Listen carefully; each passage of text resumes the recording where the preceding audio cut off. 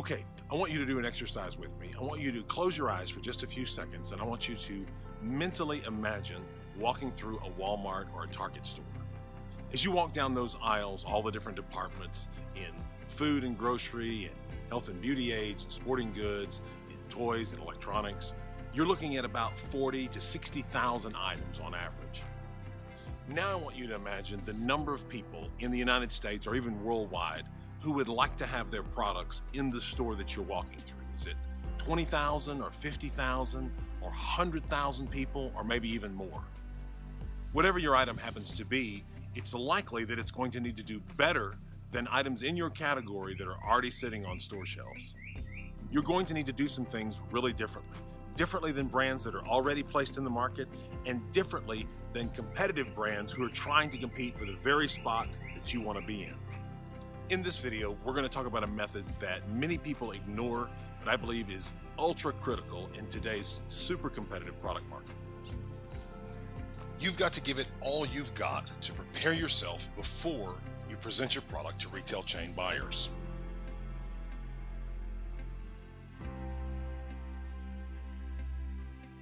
A tremendous amount of the product placements in my career have been in the as seen on TV product category. Many of these products are found by researchers who sift through all sorts of forums and message boards. They read hundreds of blogs and news articles looking for the next big thing.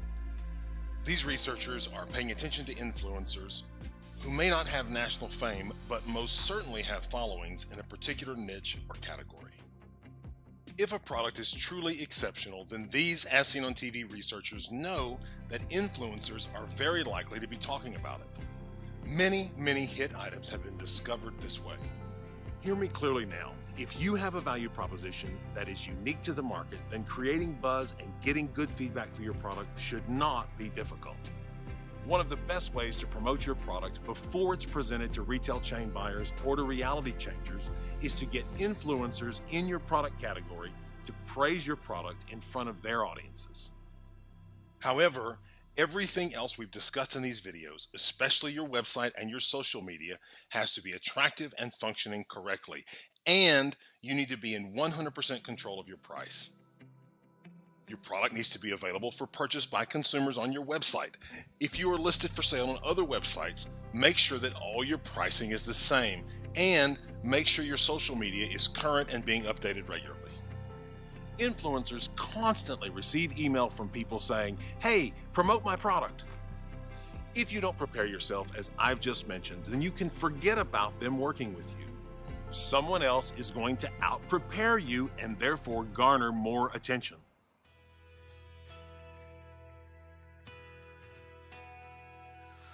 Grassroots marketing is highly specific to a demographic or niche and is as intensely targeted as possible.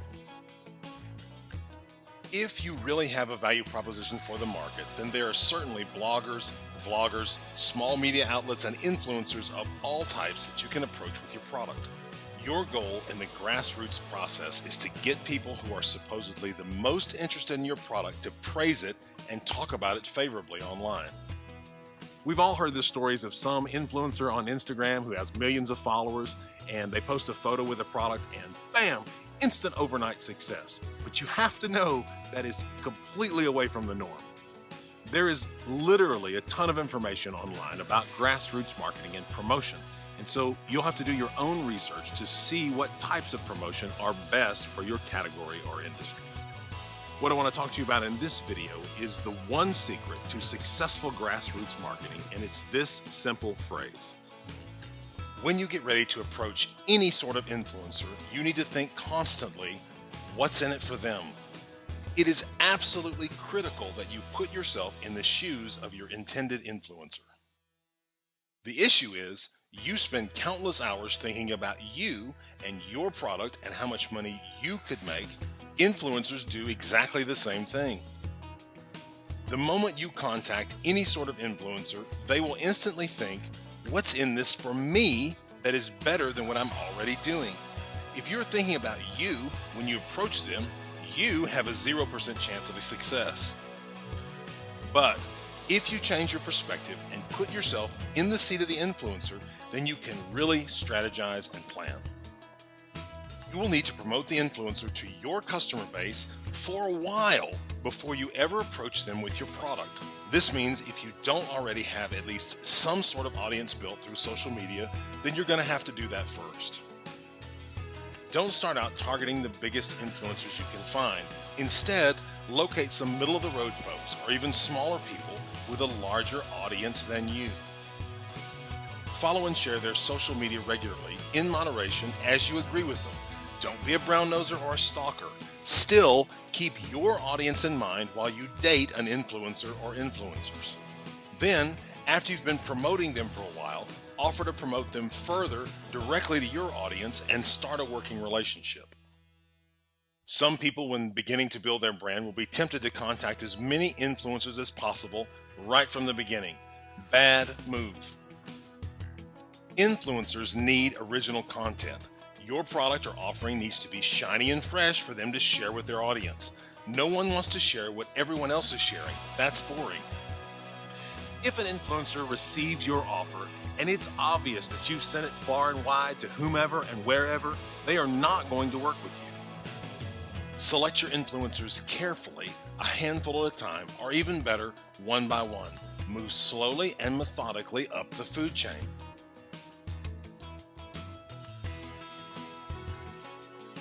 Allow me to caution you at this point about fake news, and what I'm talking about is cheap press releases. If some blogger or influencer sees that you've essentially done a spam press release, they aren't going to work with you. Those type of press releases cost next to nothing and they do more harm than good. Remember constantly, you need to come to the table with something real and unique to offer. If you approach an influencer with a proposal like, sell my product and we'll split the profits, you'll get no response, complete radio silence, because that's what everyone says. You need to approach your intended influencer with something that is 100% good for them and may not be good for you at all. You need to bring an olive branch and then possibly another and then possibly another. I need to say this again. If your website and your social media is not in excellent shape, don't even bother chasing influencers because you'll blow your chance.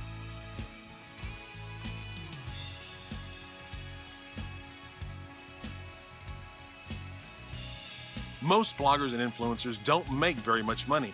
They do it for the respect and the admiration of their fans.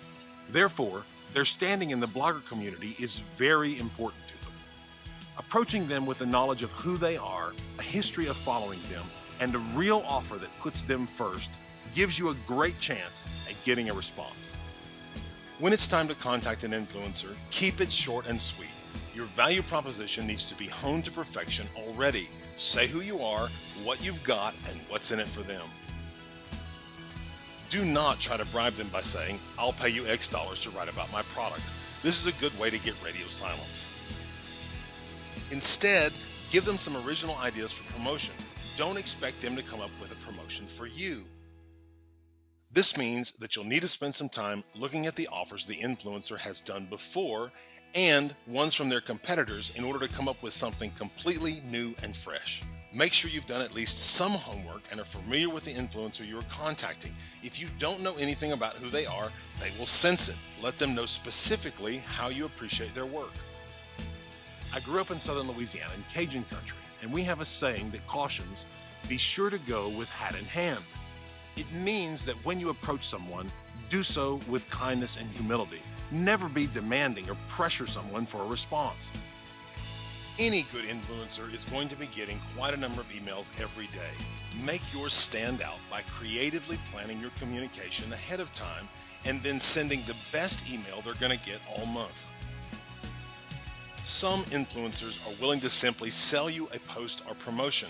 Try and avoid these types of folks. People who care about a subject might accept money from you, but not in an overtly direct way. People who are truly passionate about products and helping their audience can be bought, but not in a gross way. If you've chosen the right influencer, money will come up only after your product and offering has been discussed.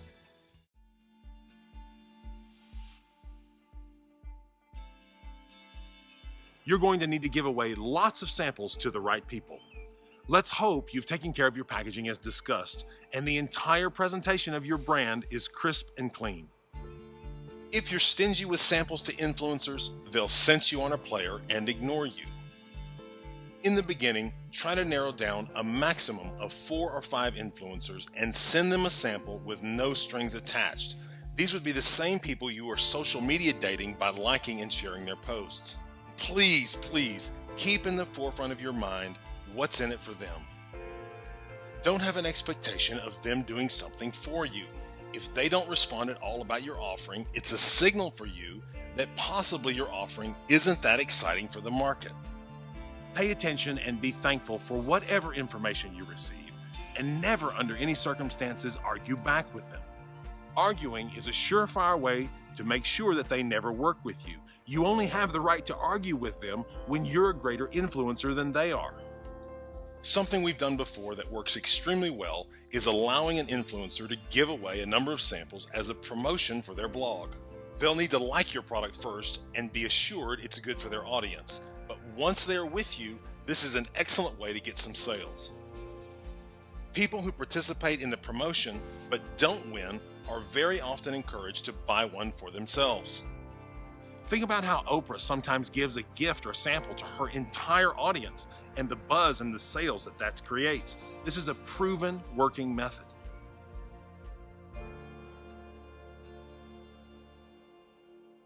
If you reach an influencer and if you end up doing a promotion together, be sure that you follow up afterwards and thank them. Remember that the easiest people to do business with are the people that you've already done business with. It's so very simple. Make every moment of doing business with you pure joy, and then you'll do more business together. Remember in the beginning of this video that I asked you to close your eyes and walk through a Walmart or a Target store?